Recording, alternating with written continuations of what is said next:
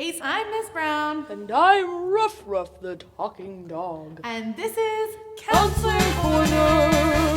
How you feeling today, Ruff Ruff? Well, I don't know. I feel a little all over the place. This morning, I stubbed my toe, and I just wanted to scream. And then when I got into the kitchen, Mama Ruff Ruff changed my kibble to beef. But I like chicken more, and I just wanted to cry.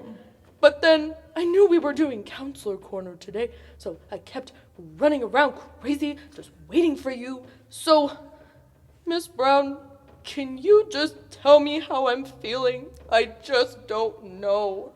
Oh, wowza. It's been quite a day already, buddy. But did you know that your feelings change all throughout the day? Like you could feel one way in the morning when you wake up, and then your emotion could change again right after breakfast. Oh, whoa. My brain does that? Like, whoa.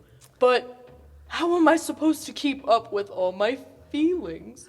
Well, Ruff Ruff, at school, we have something we use to help us check in and know how we're feeling, and then be in control of our emotions, and get us back to a place that we're feeling like we're ready to learn. Or a big word we use to say all of that is called regulation. We use something called the zones of regulation. Can you repeat that back to me? Zones of regulation. Zones of regulation. Excellent. Raise your hand if you've heard of the zones of regulation. Great. We are going to do a whole series on the zones of regulation. So buckle up, Ruff Ruff. Are you ready? Oh boy, oh boy, oh boy. I sure am, Miss Brown. I'm ready, I'm ready, I'm ready, ready, ready, ready, ready, ready, ready! All right. Well, the first thing that you need to know is that we have lots of emotions. We feel all kinds of different things all day long. We even sometimes feel more than one emotion at the same time. Our brain is crazy cool. Like, whoa, my head is spinning. I get it, but there's a good way for us to think about it. There are 4 zones, and they're 4 different colors. When you're in the blue zone, your body is kind of running slow. It's like when you're kind of tired or sick. Maybe you're sad or bored.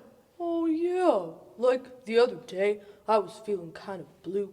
I think I was sad and bored because you went to school without me and I had to wait for you to get home all day. It was just me and my duck toy. I snoozed most of the day waiting. Sorry, buddy. But great example of the blue zone. Pause here and raise your hand. Can you share a time where you've maybe felt like you were in the blue zone? Maybe you were tired, sick, sad, or bored. Thanks for sharing. The next zone is the yellow zone. When you're in the yellow zone, it means to proceed with caution and slow down. This zone is when you start to lose control of your body or of your words. It might be when you're feeling frustrated, maybe overwhelmed, extra silly, wiggly, excited, worried, anxious, or even surprised. Woof, woof. Oh, in the dog world, we call that the zoomies. Mama Ruff Ruff always has to clean up after me because I get extra silly and excited and I zoom all over the house, sometimes knocking over stuff. Yes, I've seen you do that. It's a bit much. When's the time that you felt like you were in the yellow zone? Pause here and share. Great examples. The next one is the red zone. This is reserved for extreme emotions, like when you're feeling terrified, or you've got uncontrolled anger, aggression. You might be hitting or kicking or yelling or even running away. When you're in the red zone, you are out of control and you have a hard time making good choices and good decisions. It's time to stop. Just like a stop sign is red, the red zone is a big sign to stop and use tools to calm down. Oh, I've been in the red zone. On 4th of July, there were so many big fireworks. I was terrified. I was so scared, I wanted to run away. I heard a loud boom. I jumped so high. I landed on top of Mama Ruff Ruff. I just hid under the couch and I cried. Yeah, loud noises like fireworks are a big trigger for you, Ruff Ruff. Can you pause and share a time when you felt like you were in the red zone, when you were really scared or so angry? Oof, I'm glad I'm not the only one who gets into the red zone sometimes. Me too. And we all find ourselves in every zone at different times in every day. But we are always trying to be aware of how we're feeling and work to get back into the last zone. And the last zone is the green zone. When you're in the green zone, it's like a green light. It means you're good to go. And so if you're in the green zone, you might be feeling happy and calm and focused. And this is when you're ready to learn. Oof, I think I'm in the green zone right now. I'm happy because I love being with you and doing Counselor Corner. Aw, you know what? Me too. Can you share a time that you felt like you were in the green zone? Good thoughts. Miss Brown, if we are in the green zone, how do we get back there? Great question. Well, the cool thing about people and dogs is that we are all so diverse. We all need different things to help us stay in the green zone. In class, sometimes we talk about fairness. Sometimes I hear someone say, oh, that's not fair. But you know, fair's not the same for everyone. We don't all need the same things to get back to the green zone and be ready to learn.